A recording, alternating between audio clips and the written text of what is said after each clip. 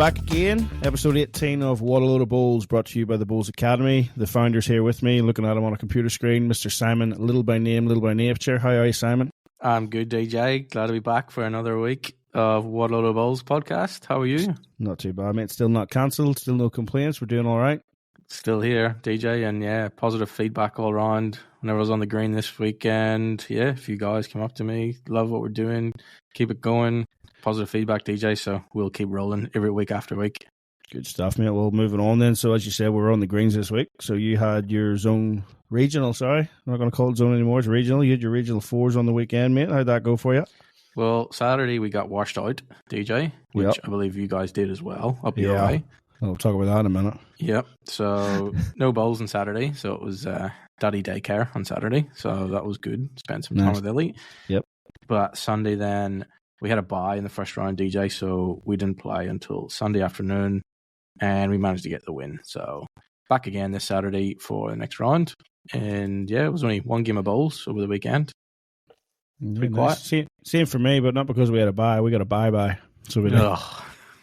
So no good. As you said, washed out on Saturday, which led to a very, very eventful Saturday for us administrators. It's the first time the region has been combined with the men and the women, and I don't know how you did it. I didn't see much, but we tried to put all 5 events on at the same time. Yes, it was the same for us. Some got washed out, some didn't because of roof structures that we have in the area, and it just turned into carnage, a little bit of chaos, and then, we were going to take games away from a venue because they washed out very early. Yeah. And you think, well, if they're washed out now, they're not going to be ready for tomorrow. Anyhow, no, we still want them. And then all of a sudden, later that afternoon, no, we can't have it. So we had to move everything around again. Confusion on Facebook, lots of abuse on Facebook for those impatient people that don't understand what goes on behind the scenes. But don't hear it from me. I've got zero credibility, as you know. But we'll not talk about that too much, will we? Yeah. Had to get that in there. But yeah, mate. Yeah, then we came out on Sunday morning in gale force winds. Yes. Sun splitting the trees, mate. But it was freezing. So cold. Yeah, look, I don't know what Dylan Riley's done in a past life, mate. But my skipper had, I can't say he had zero luck. He had plenty of luck, but it was all bad. I'll tell you, unbelievable. In the area, wouldn't get anything he wanted, and yeah, Taylor Appleby and Craig Barber got over the top of us by a few shots in round 1. So that was all she wrote. You should have got him closer, DJ. What's going on? Oh, man. I was glad I didn't have to play in the afternoon. I was getting tired carrying him. But no, it's good to get out there again. We've had a couple of weeks off, so that disruption with the rain has led to a few more disruptions too. Then we're actually not going to get ours finished for a couple of weeks because we've got Xander Weber playing in the under-18s next weekend, and he's made it through. And we've got Jay by Norris playing for New South Wales against Victoria the weekend after. So I know ours is going to get pushed off a little bit. Just that one little rain delay sort of stuffed it. But I will take this time, mate. I'll put a post on Facebook about this during the week on the Hunter Valley Bulls page. I just mentioned Xander Weber there. Xander and his partner Will Osmond. Okay, so they've been drawn to play Saturday morning at Curry. Okay, now Tristan Wells has come down from Scone to play in that game. Now, for those who don't know, Scone's about 90 odd Ks away. It's a 90-minute drive, so a proper 90-minute drive, not a 90-minute Sydney drive like you have to go through to get 9 kilometres. Tristan had to go 90, correct. All right? Yeah. But he's got all the way down there for the game to then get called off. Oh. Curry. All right? But I had a chat to Tristan and Will, and they were more than willing to hop in the car, drive 20 minutes up the road to East Cessnock, play on the indoor just so as Tristan didn't have to come back the next day. Yeah, good stuff. So, mate, we need more of that in the sport, don't we? Like, there's absolutely. How many people would see that opportunity and go, well, no, if he doesn't want to come back tomorrow, he might actually forfeit. I'll get a game.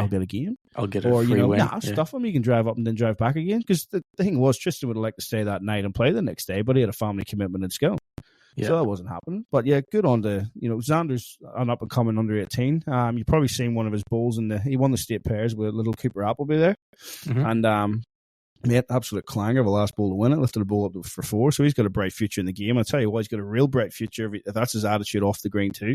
Yeah. And Will Osmond's just one of the good guys around the place. He's happy just to play a game. So it was just good to see them too. They didn't hesitate. Yeah. We get so much bad stuff in the game at the minute. Like, them two didn't hesitate. Let's go. Let's get in the cars. Let's go. As soon as we get there, we'll start. And they got up on an extra end. So the only time they led in the game, apparently, too, for Will and Xander. But yeah, good for them, but then bad for the competition because, like I said, Xander gets to go away and represent New South Wales at under 18 level and push the whole competition back. Unlucky. So, yep. But look, it is what it is. So should be a good weekend for Hunter Valley Bowls, but having four events: senior men, senior women, reserve, and open women, all playing at the same venue at the same time for all the finals. So looking forward to that, mate. Unification as it should be. Yes, totally agree, DJ. Men, women should all be playing same time and playing together as well, I believe. But anyway, that's another topic. It is, mate. It is. So anyway, still on around the greens, mate. So that's the big events for the week. One of the other big events, the big event we talked about last week, Legends versus Greenkeepers. Yes. What was the score? Greenkeepers got up. No. Over the Legends. Did you see the result? How did our mate Matty go? Your mate, Matty. I know you've had a conversation on the weekend. He rang me today. He enjoyed his podcast last week. So 6 rinks played off, mate. Pretty tight overall. Rink 1, Brett Dupre versus Benny Moorthorpe. Benny got up 23-21, so there's a 2-shot advantage for the Legends. In the next game, Jason Stokes against Matty Miles, and Stokesy get up 21-20. So there we are. What are we? +3 now for the Legends. Then we go Kim Jacks against Adam Troth. A 19-15 win for the Legends. So what? They're 7 shots up now. Yep. Then we go down to Robbie Warren against Peter Watts. Peter Watts for the Greenkeepers got up by 3 there. So there's a 4-shot advantage to the Legends. Yeah. Jeez, a tight game, mate. Yeah. Yep. Next rink down, Dale Maitland against Helmy Palmer. Helmy 25-23. High scoring games, but close games. Yeah. So what's that? The Legends are up by 2. Yeah. And the final rink, Jared Short against Jaden Gebby, 44-10. Ooh. And the Greenkeepers run out winners. Yeah. So it was a little bit of a one-sided one there, but yeah, speaking to Matty earlier on today, mate, they all had good fun. He says it definitely wasn't a friendly. It was the big event of the year, and they were all looking forward to it. And yeah, the Greenkeepers were delighted to get up. I'd say the Legends maybe took it easy on them, but yeah, we'll leave it at that. Another just tournament that's going on at the minute, mate, that I thought I'd give a mention to. I don't know if you've heard of it, up at Club Tweed, Gold Nugget. Oh yeah, I think I've heard that a few times, DJ. Heard that a few times, yeah. Well, that's currently going on at the minute. I thought we'll give it a mention. Sadly, I missed my spot in it this year, but maybe next year. Oh, is this the first year you missed a spot? No, I didn't think so. Anyway, so we've got 12 of the best women and 12 of the best men up on the Gold Coast Invitational Golden Nugget Tournament. Very prestigious. Alrighty, so just a quick look at the sections, mate. They are 4 games into the sections. There's, as we said, there's 6 per section, so they're all playing 5 games. Women's is tight, man. So it is. So section 1, not a bad lineup. You've got Natasha Van Eldick leading the way with 3 wins and 1 loss. 6 shots ahead of Dawn Heyman, 3 wins and 1 loss. Then you've got Selena Goddard of New Zealand with 2 wins and 2 losses on -6. She's ahead of Caitlin Inch, also from New Zealand, with 2 wins, 2 losses, -10. Then you've got Kerry McKieran and Jamie Lee Warsnorp, both with 1 win and 3 losses. Now that is a section. Yeah. So it is. So how this works then is they've got 2 sections of 6. Top 3 go through. The winner of each section gets a bye to the semis. The others play off, and then it's just knockout from there on in. So Natasha leading that one, but still Jeepers all to play for tomorrow. Anything could happen there. Yeah. So good. So the round 5 games for that section, mate. We're going to have Kelly McKieran up against Selena Goddard, Natasha Van Eldick against Jamie Lee Warsnorp, and Dawn Heyman against Caitlin Inch. So Jeepers all to play for there. In section 2, again, tight as. Kelsey Cotterill, 3 wins and a loss, 17 difference over Taylor Bruce, 3 wins and a loss, +10. Cassandra Miller, 3 wins and a loss, +5. And then you've got Lindsay Clark just outside there on 2 wins, 2 losses, +5. And then Christina Christic, 1 win, 3 losses, -24. And then Chloe Stewart, 4 losses, but only -13. Like that's tight games as well. Yeah, it's close. Just shows how tight that is. But that's 12 of the best women in the world there playing. Fantastic. So all to play for in that section too, which means they're around 5 games. You're going to have Taylor Bruce against Cassandra Millerick, Kelsey Cotterill against Christina Christic, and Lindsay Clark against Chloe Stewart. So at the time of filming, that's where we sit. It'll be interesting to see who comes out on top there. Lindsay Clark, I think, is the defending champion there, so she'll be pushing hard to try and get into the playoffs from 2 wins and 2 losses. And we'll just see how that one goes. On to the men's. A couple of sections are a little bit more one-sided than this one. Section 1. I'll just give you the lineup to start with, man. Aaron Tees, Corey Wedlock, Aaron Wilson, Peter Taylor, Sheldon Bakery Howley from New Zealand, and Aaron Sheriff. Yeah. Funnily enough, I just read that out in the order they sit in the section. You didn't expect to hear that Aaron at the bottom. No. But it just shows you how tight it is. So Aaron Tees leading the way with 4 wins, no loss, 37 difference. Corey Wedlock, 3 wins, 1 loss, 18 difference. Aaron Wilson, 3 wins, 1 loss, 13 difference. Peter Taylor, 1-3. Sheldon Bakery Howley, 1-3. And Aaron Sheriff, 0-4. All right, so the bottom 3 are out of it, but the top 3 they're still playing off for that top spot and that bye into the semi-finals, aren't they? So their final matches you're going to grab. So Sheldon and Aaron are going to play off for the bottom of the table clash. Corey plays Peter Taylor. Corey hoping to get a win there and chase down the margin difference there to Aaron Tees. And Aaron Tees plays Aaron Wilson. So I think there was about a 24 difference there between Disco and Teasy. Yep. So Disco's looking to stop Teasy at about 12 shots and potentially jump him. And then depending on what happens with Corey and Peter Taylor, could even jump Corey as well, get that first spot. And then Corey will just be hoping that Disco does Teasy. And then he can get his margin up there and overtake Teasy. So tight section, mate. It'll be between those 3 as to who those 3 are going through. It'll just be what position they go through in. And then in the second one, young fella Gary Kelly leading the way with 4 wins there in that section. Defending champion Lee Schreiner, 3 wins and a loss, and is running second. And then you got Ben Twist, 3 wins and a loss. Then you got Ryan Bester, 2 wins, 2 losses. And then you got Jay By Norris and Nathan Black both down the bottom there with 0-4. So they're all done, but Bester still has to play for there too. So still 4 there fighting out for 3 spots. And their final round matches are going to be Lee Schreiner against Ben Twist. Interesting. So they're fighting out for second, third, and potentially even first if Gary was to have a slip up. Then you got Jay By Norris against Nathan Black, which again is a bottom of the table clash there. And Ryan Bester versus Gary Kelly. The rematch of the rematch. So they played in the World Bowls final. Yep. So they did last year, and then just before the Aussie Open, they had a rematch there. Yep. So they did at the Broad Beach Greens. Ryan got the better both those times. Yes. Still got plenty to play for. Obviously, with Ryan too, if he can get that win up there to try and jump some of the other guys in front, and then Twisty and Leroy playing off as well. Anything could happen there. So if Ryan can if he can win by 16 or so odd shots, and Leroy can do Benny Twist, then he's got a chance of jumping there, but he's got to beat Gary. So I think Gary's through there, but it's still anything could happen in the other places as well. So all to play for in that great event, mate. It is a fantastic event. It's one that I look forward to seeing the results of each year. Mate. Quality DJ, just quality players, and it's just unreal. And even shows you the depth of Australian players as well. DJ, there's plenty of Australians there, and guys that can beat.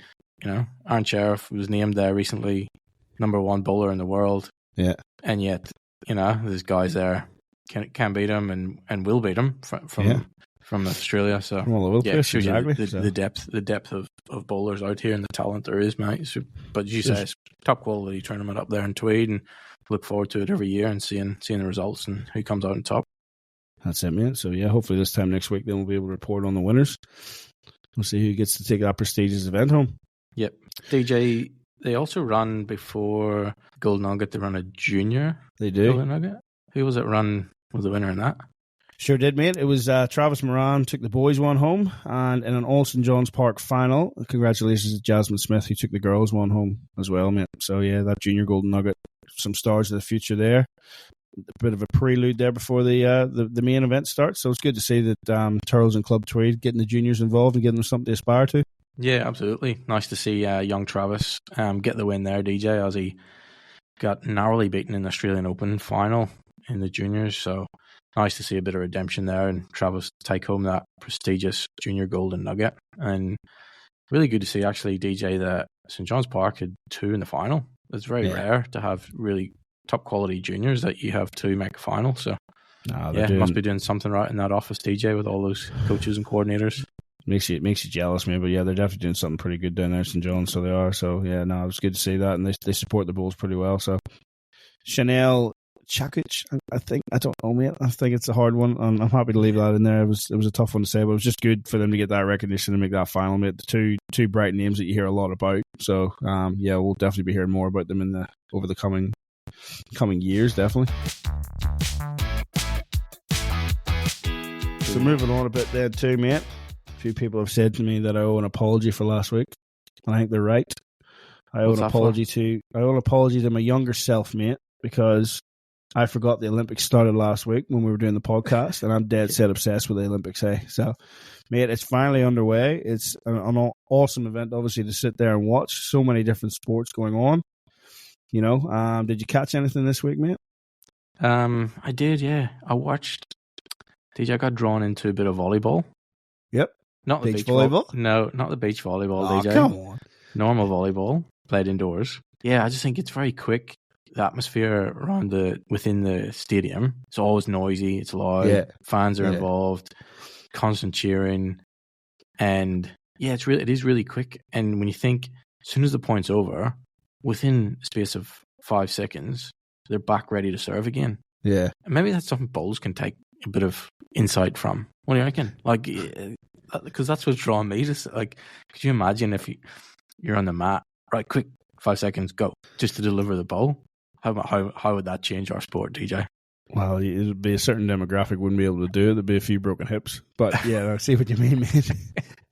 See what you mean. But we've been enjoying it. Zoe's really getting into it this year. So we're sitting there the other night. She's just like using the Channel 9 app, going, right, oh, this sport for half an hour, then we'll go to this sport for half an hour. So she's fairly cycling through it, man. But yeah, there was a glaring omission from those sports. Yeah, what's that? No, man, it wasn't netball. It was lawn bowls. Yeah, no lawn bowls, DJ. No lawn bowls in the Olympics, mate. Never has. Will it ever? What do you reckon? You're asking me. Look, I like to be hopeful, DJ. I'm a positive person, but I think it's going to be tough. Like, you have a look at some of the sports that are lined up to possibly be on the Olympics.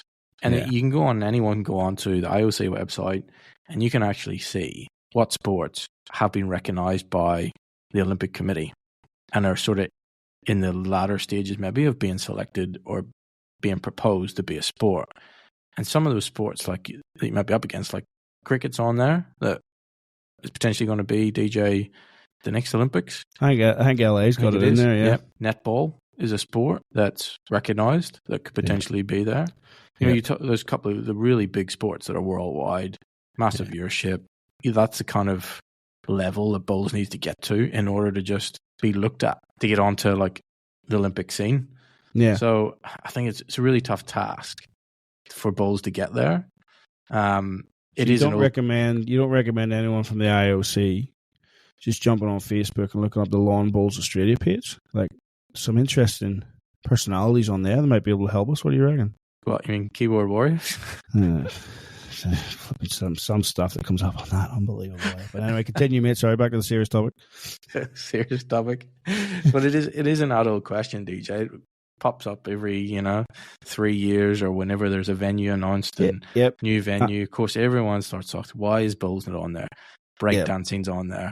Why is bowls not on there? Esports is on there, things like that. As you said, the IOC website, we had a look there. Bridge and chess is considered an Olympic sport. Like, it's always a tough one, man. And there's a lot of people who have an opinion on it. And one of the main opinions that you always hear is there's too much luck in the game. It can be decided by luck, which isn't in the IOC's eyes a fair result at times, or in the fairness of sport. But if you look past that, like, it's really gained traction since Brisbane got announced. So it's now. So for those in Australia, when I say Brisbane, obviously I mean Brizzy.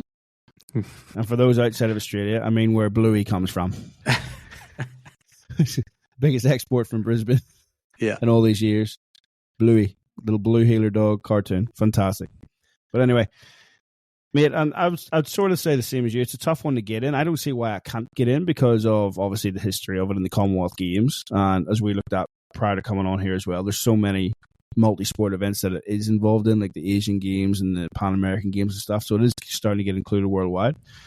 You look at some of the restrictions that are on there, like the amount of countries that need to be affiliated and things like that there. And then one article that I did look at was, like, because then, particularly for us where we're from, because then we compete with Scotland, Wales, England under the one banner. You got 4 countries there under the one banner. That becomes, all of a sudden you lose 3 of your numbers there because that only counts as one. That's only one country in the eyes of the Olympic Committee. Yeah. And it's the same for all them ones like Niue and Cook Islands and all that there. They lose it. So they do. So you lose those numbers there because they don't have IOC. So it is a tough one. But, mate, with Brisbane being around the corner and the game being so prominent here, with Neil Dalrymple at the helm of World Bowls. Yes.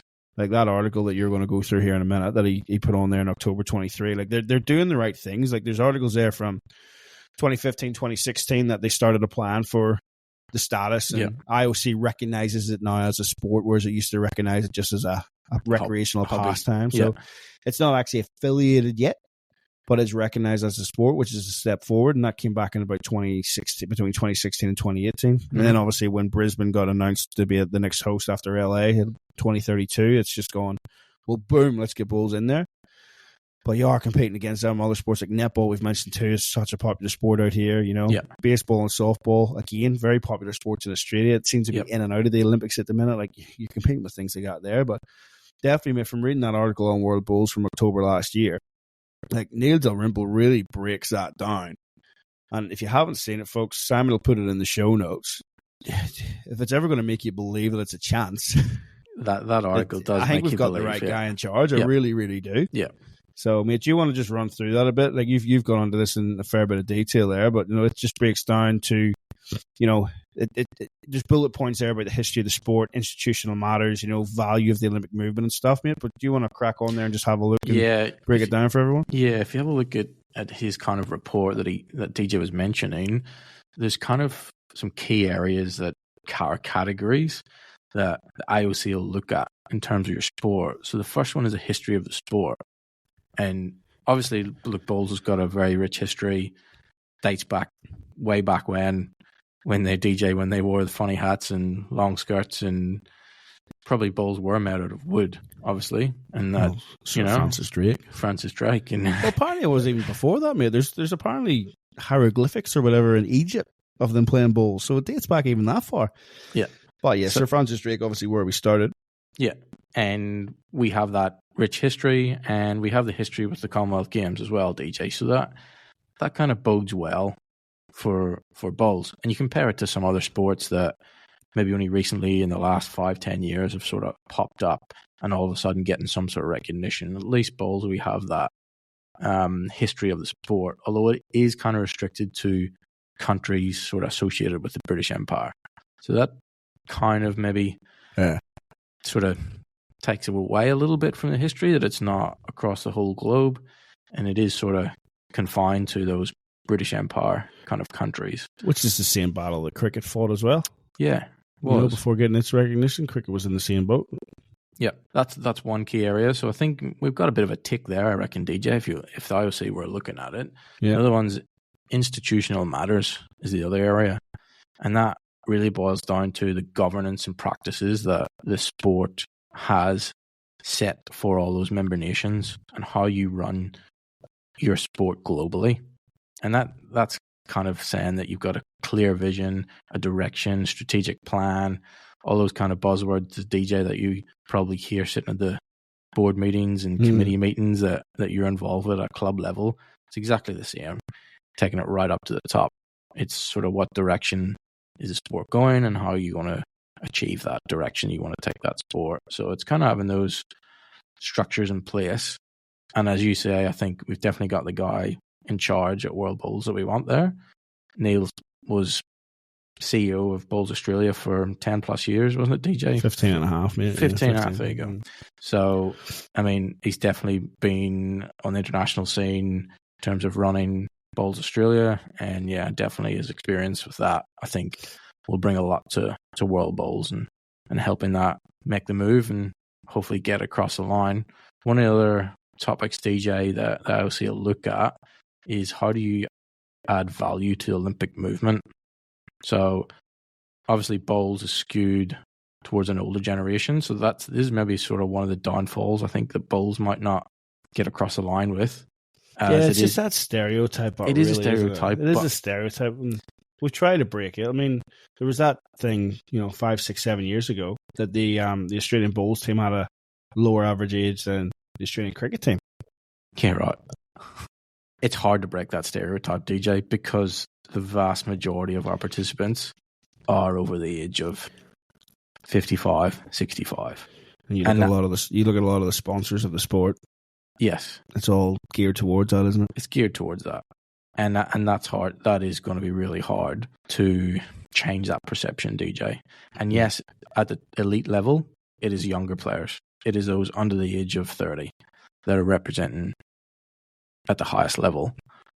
But when the vast majority of participants are over the age of 55, it's hard to shake that, even when you've got younger players playing at the top level. So that's probably one of the downfalls, DJ, I think that bowls has. And the next topic is popularity. So bowls, I think, DJ, has been really popular at Commonwealth Games lately. The last couple of Commonwealth Games. It's always been popular at Commonwealth Games. Like, it's been, I reckon it's been in every one. There might have been one that I missed. And I'm not too sure. I haven't seen too many bowling greens in Kingston, in Jamaica. But I reckon that might have been one that got missed. But it's been everywhere around. Yeah. But again, that's where the stereotype comes in about the Commonwealth Games and the only being affiliated with members of the Commonwealth, because there's not too many sports. There's not too many countries, I suppose, outside of those that actually have bowling facilities, and they're not the cheapest to put together. Yeah. Look, I think in terms of popularity, it kind of maybe is a sit on the fence kind of topic. What do you think, DJ? I think it's popular enough, man. I think it's hard to show it, but unfortunately, like, you look at some of those videos that we've looked at on YouTube recently, going through these GOAT debates, and you look at some of the World Championship finals from back in the 80s, and you see the grandstands, and they're all full in that. Yeah, I think the spectator stuff has dropped off, and some of that's because it's so accessible on TV now too, I think. But I remember looking at the grandstands at the 2018 Commonwealth Games around Broadbeach and just thinking, wow, and they were packed, you know. So yes, we can get the numbers there. Yeah, and you get to the Olympics, suddenly, like you heard talking to Gary and stuff from being at Commonwealth Games, like the amount of athletes that then go, well, I'm going to go and watch this sport over here because I've never seen this before. We would get the numbers too. I reckon if they were to do it, it's Brisbane. Brisbane's the only chance to get it in. If we don't get it in Brisbane, I reckon we're no hope. But I'd sort of, on the fence, but I'd swing more towards we can definitely do it. It's popular enough. Yeah. And I think the IOC look at it from a wanting to be popular, because then they can attract a greater level of sponsorship. If you've got more eyes, it's more popular sport, they can obviously attract bigger sponsorship revenue. And that's why that is one of the key criteria, is to get more increased media interest. It's all about the money. It's all about the money, DJ, of course. And that's where that popularity comes into the decision making in terms of what sports go in there. So that's something that bowls, I think, could work on. And as you say, maybe we can sort of get across the line with that one. The last one is in terms of a business model, and that's being able to cost bowls at the Olympic event. So, for instance, if swimming's an event, you have to build a swimming pool and a stadium. Bowls, I think, has sort of maybe a tick on that one. Relatively cheap, I think, DJ, compared to other sports that are Olympic sports. We don't have to build massive big stadiums. We can put temporary seating up around existing bowling greens and create a really good event to host bowls. So, and the size of the venue is relatively small compared to other sports. So, I mean, we don't have to build a whole brand new canoe venue, DJ, kayak venue and whitewater rapids and all sorts like that. It's relatively cheap, I think, compared to other sports. So, and we can use different surfaces. We're not restricted to one. I think that's got a bit of a tick for it as well. So I think Delhi proved that in 2010 with the Commonwealth Games, didn't it? They put those artificials down. They did, yeah. You know, so that's kind of the sort of 5 key criteria that the IOC would look at, and that's where bowls needs to sort of really sharpen their pencils and all of those, and make sure that we are fulfilling those criteria to the best of our ability when it comes around to being recognized as a sport by the IOC. Adapting the sport is going to be a big thing. Like, do you see, like, looking at such of that criteria and stuff, right? Do you see Olympic Games where bowls is played, where we play in the same format that we play now, or are we going to have a BPL format?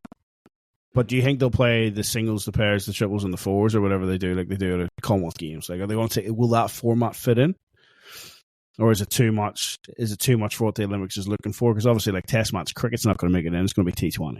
Yes, you know what I mean. So I reckon there'll need to be some sort of adaptation to it. What I was finding interesting there was in this article, Neil was mentioning about the introduction of a new global Super League. Now, I haven't seen much more about that. I'm pretty interested to see how that goes. I did see one article about it one time before, where it's going to be based off the BPL format. Mm-hmm. So it is. So it'll be interesting to see how that goes, because that could be, as you just said, BPL could be the way that we go. But obviously, like those are five key criteria that obviously Neil's alluded to that we reckon we could make. There's obviously going to be other things along that too. Like legacy items is one big thing that I like reading up on with the Olympic events and how these venues and stuff are, because obviously the cost is rising to host these events. Yes. So they want to be able to see that you're using these venues again, or these venues are cost effective. And there's going to be a legacy item after that. One that London's done pretty well, but then you look back at Athens in 2004. Have you seen any of those photos, mate? I like going back and looking at it. Like some of them photos is just like, it's just people walked out after the gold medal match. Yeah. And just never came back. Yeah. You know, you can't be doing that. Like, that's just, yeah. You know, I was only wonder Greece was nearly going under there a couple of years ago. You know, but there's ones from Beijing as well. I think there was a swimming pool in Beijing, never touched again, you know. So how does a host city outside of Brisbane make bowls a legacy item after that then too? That's the thing for me, I suppose, which is one thing that they got to battle too, and one of the things they're always combating. And Neil doesn't mention there about the luck thing that we always hear on the green. Yeah, but so you get that bit of luck against you. Oh, you know, bowls have never been in the Olympics because of this. I think it's a very negative way to look at it, to be honest, because there's luck involved with every sport. Any sport that involves a ball, you think golf or even football or soccer, as we call it here, which to our dismise, DJ, you call it here. Football, like somebody takes a shot from the edge of the box and it gets a big deflection and beats a keeper. That's luck. Like, referee makes a bad decision. Yeah. So there's luck involved in every sport, and I think that's a very, very negative way to look at our sport and go, oh, nah, it's just defeatist. Nah, I'll never, because we've got luck in our game. There's luck involved in all sorts. I was watching DJ during the week. One of the guys on the pommel horse, he'd got there, qualified to get to the Olympics. His moment, he was only doing one apparatus. His hand slipped on the pommel horse. Yeah. Done and dusted. That's luck. You know, if he's a millimeter the other way, his hand might not have slipped. Yeah. So there's skateboarder from Argentina about to do his run. Yeah. So he was, and the drone flew over his head for the camera, and it flew too low to put him off. No. And he then was on a timer, had to go back up and reset and come down. Didn't nail the trick shot, and he made the drone.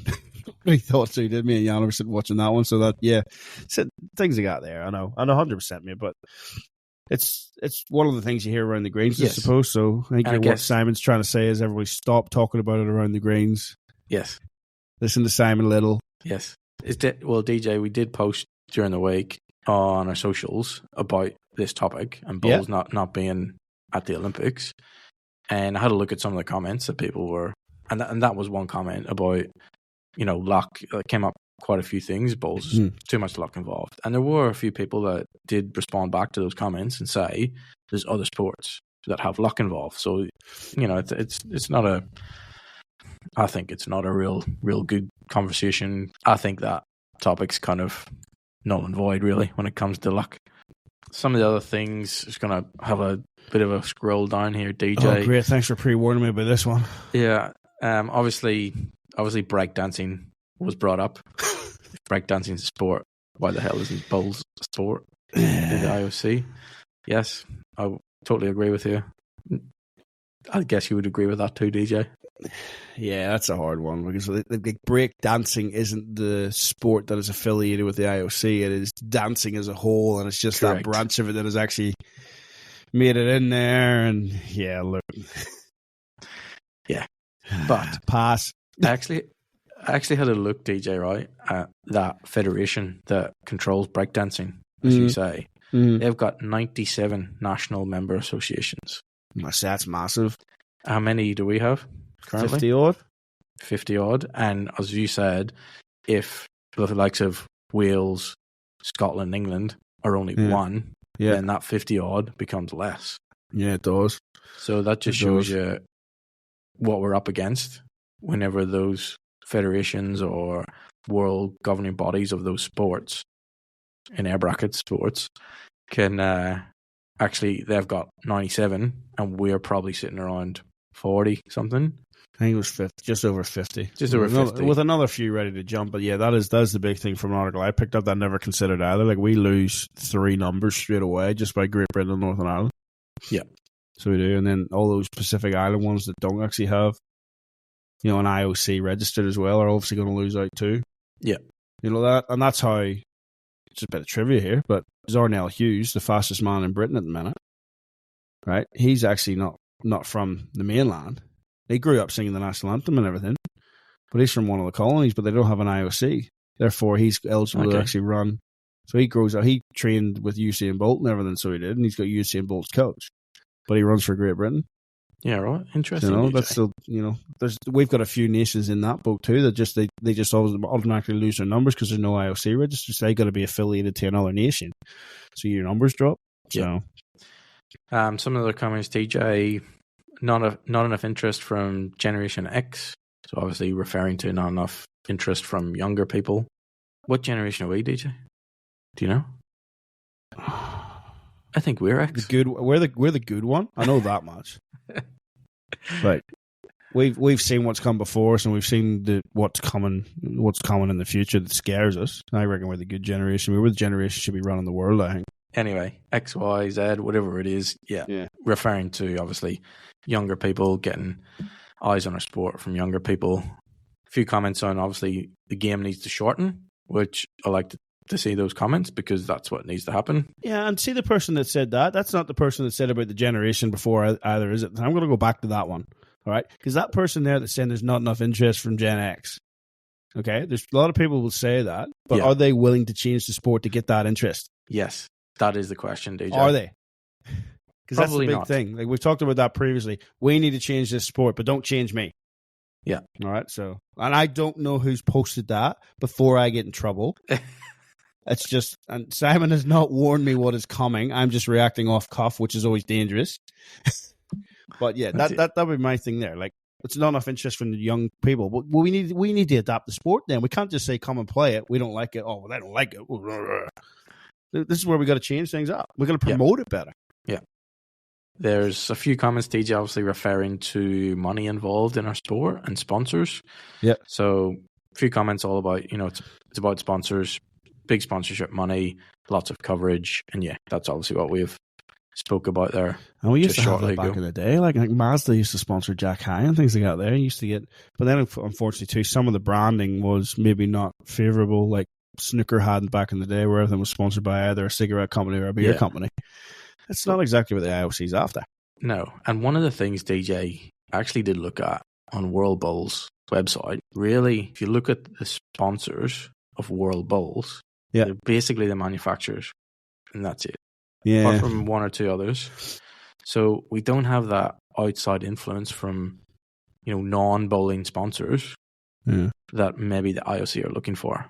And that's something probably dragging us down a little bit, that it's our own sport is propping up itself from manufacturers. From within, yeah. We fund the manufacturers by buying the product, and then they fund the sport, and it's just a vicious cycle, Yep. Oh, as I said earlier on, like the amount of tournaments and stuff you see now, they're sponsored by funeral homes and stuff, it doesn't help. But no. There is positives to that too, but because if you could showcase that there is an aging demographic in it, and they can still play to an elite level. Like it's still going to turn people from that demographic to the sport as well. Like we're a sport for all, so we can't advertise that. It's just as you said, it's just trying to get our foot in the door to be able to advertise that. A few comments alluding to obviously perception, old person's game. That some clubs are still very old fashioned in thought and process. No. Don't believe you. Not a club, Maitland City, DJ. No, we're trying to progress, definitely. But I've got zero credibility. Sporting Association interested in promoting the sport. So we want clubs that want to promote the sport, not just have board, table, trading, waffle for a wage. Well, that DJ for a comment. That's not a bad comment. I thought it was a pretty good one too, yeah. I want to see more of it from above to guiding the clubs. This is the way we're going to do it. We spoke earlier, DJ, on previous episodes about committees and streamlining our sport. Yeah, and I think that comment was probably tied in with that kind of stuff. I definitely think streamlined administration and the likes of that we're unified now in New South Wales and clubs are becoming unified. I think that's a step forward and a positive. Yeah. Cut out those blazers and the free sandwich brigade. That's it. 100%. Back in the day, DJ, whenever you used to rock up to play bowls and you were wearing grey trousers, a white shirt, a tie, and a blazer, times have changed. I can't even remember that far back, Simon. You're doing well. Did you wear brown shoes, DJ? I mean, I did. There's a photograph somewhere at home. All white and brown shoes. Yep. So, yeah. And then we transferred to the white shoes. They look like the old boat shoes. Yep. And then finally the joggers started to come in when we got to Australia. There's a bit more progression out here. But yeah, geez, those were the days, weren't they? Yep, that was it. So, DJ, we had then a few other comments, which I think sometimes people are misled, and it's really a reason why we've done this podcast. Man, I don't believe you. You can't be serious. We've done this not in lawn bowls. No. We had a couple of comments, DJ, about that Bowls England missed a trick in 2012. It's too late now. Well, actually, it's not really Bowls England. It's World Bowls. It's World Bowls, yeah. But... yeah. It's our world governing body that actually has to get us into the Olympics. So anyone out there that thinks comment come from an Aussie? No, it didn't, I don't think. It didn't? So I think, DJ, just to put the record straight, that it's not Bowls England, it's not Bowls Australia, Bowls Scotland, whatever it may be. It's World Bowls that we need to get behind, and it's them that need to get us into the Olympics. I just want to put the record straight too that a couple of episodes ago, you pretty much forecast your hatred for England, and now you're defending them. No, I'm just no, DJ. I'm not defending them. I say it I'm that just way. setting the record straight. I say it so that that way. people aren't you're misled. right. You're dead set right. Yeah. Just because they're the host nation, Bulls England can maybe try and drive it, but they can try and encourage it. But yes, that's all on World Bowls to push that. And with the success of London, like it's not a bad comment from that point of view. Like there was a boat missed maybe at that time. Yeah. However, it's not Bulls England's fault. Yeah. And did we have the right people in charge of World Bowls at the time? Who knows? Who knows? We didn't get it in at the time. Yep. But yeah, there's certainly there's a lot more drive for it out here, and I suppose it's maybe linked to Australia a bit more because there's an Aussie at the head of it now. I think everything's been run out of Australia, but for good reason, mate, because it's the best place in the world to be running the sport.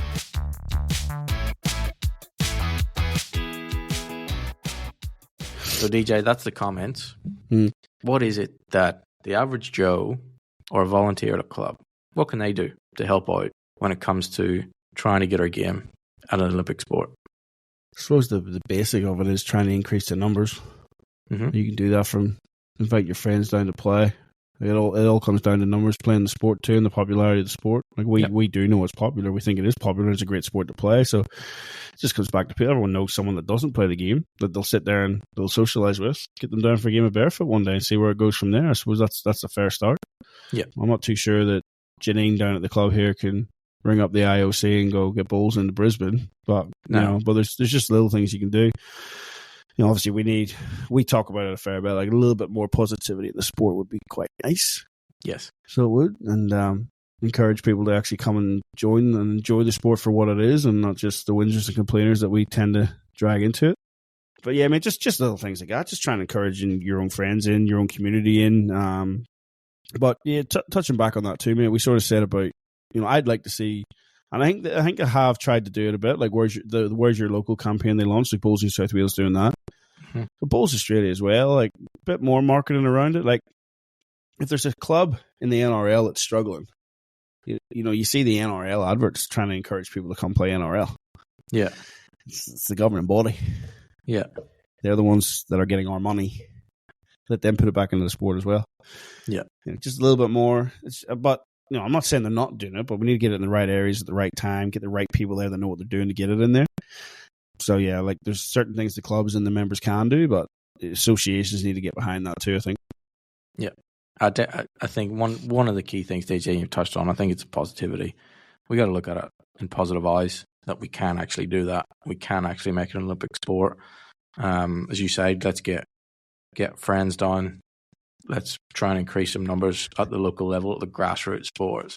Get some I friends. haven't down looked to at play that balls. web page you showed me with the affiliate sports.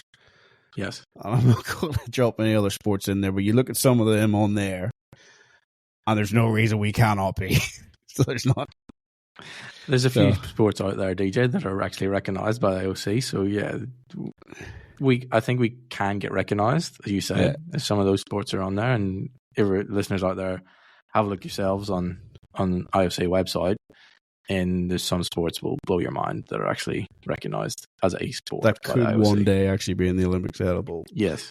So I think we do have a chance of being recognised, DJ. That's the first hurdle that we have to get across. So if at grassroots and club level we can stem the bleed of members, DJ, and potentially increase membership, if we dare to dream that we could have an increase in bowling members year after year, I think that would be a huge step forward in terms of us being able to get and be in Brisbane watching lawn bowls.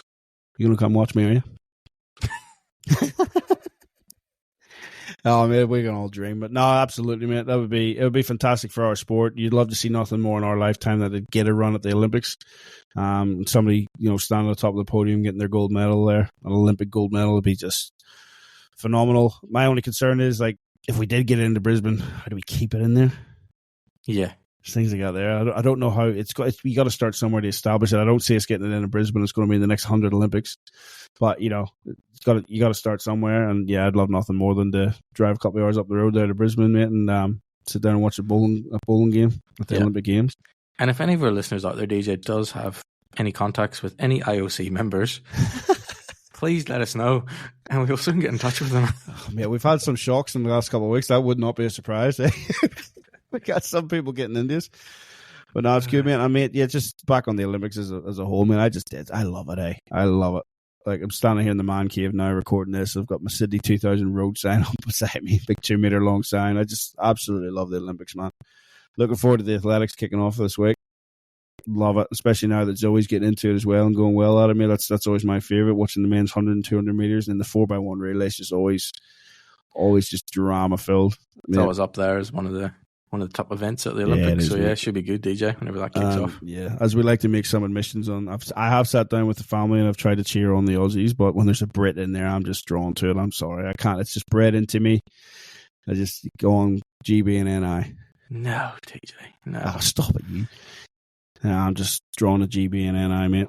I remember the excitement around London. I went on and crashed the website when they got announced. I wanted to volunteer for it all, and then came out here, met Yana, and that was the end of that, unfortunately, because all the goals was to get back here. But just love the Olympics, mate. Love this every 4 years when it comes around. It's fantastic. So yeah, definitely looking forward to the next couple of weeks sitting down and watching it. Just seeing all those sports. Like, I tell you what, I tried to stay up and watch it the other night, but I was really looking forward to watching Jess Fox for the Aussies. Yeah.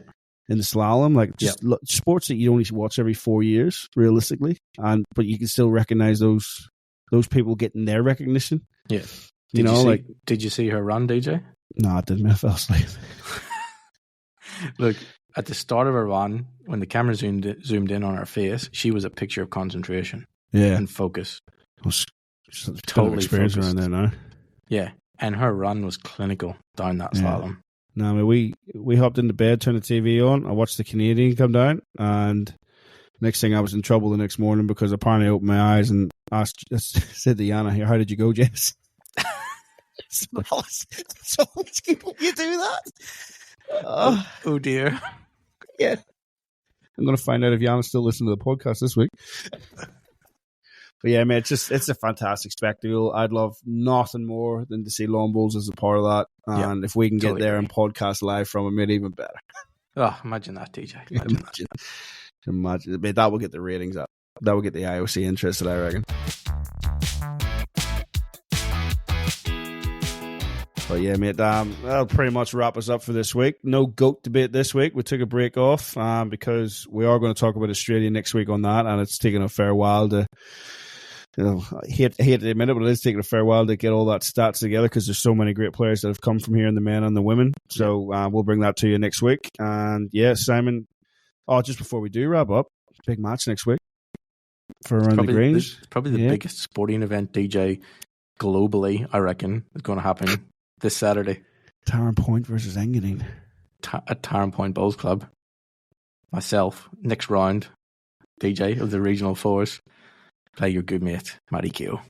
Matty Q. Yeah, Matty rang me today. He fairly enjoyed the rap last week. He says, I didn't do the story justice, though, because I didn't tell everyone what he said. And I says, I can't repeat that on the podcast. Yeah. So I can't, but yes, no, great bloke, Matty. He was just happy to see us talking about the Greenkeepers, mate, and like they do not get enough credit for what they do. Like you talking about how much work they actually put into renovating our greens, just so as people can get on there and whinge about tight lines because they're playing with tight bowls. Yeah, it's a dying art, unfortunately. Greenkeepers, and in my honest opinion, is one of the lower paying trades for what they actually have to do. It is, like I said, people need to get behind them a bit more and just appreciate what they actually do and what they go through. Lifestyle changes and everything, just so people can get out and play on the bowls green 7 days a week. Yeah. I think we'll finish on that note, folks. But yeah, we'll be back next week. Greatest of all time from Australia, and then from the week after that, we'll move on to the greatest of all time worldwide, and then we'll knuckle it down on who's the greatest of all time from the whole thing. So we'll look at the guys and girls that have come through from each nation and see who's going to be voted our greatest bowler of all time. So. Thanks again, Simon, for giving up your time, mate, to look after my ego and let me talk a bit. And mate, everyone else, good luck on the greens and keep that little disc on the inside. That's it, folks. We'll catch you next week. And Aussie, Aussie, Aussie. Oh, stop it.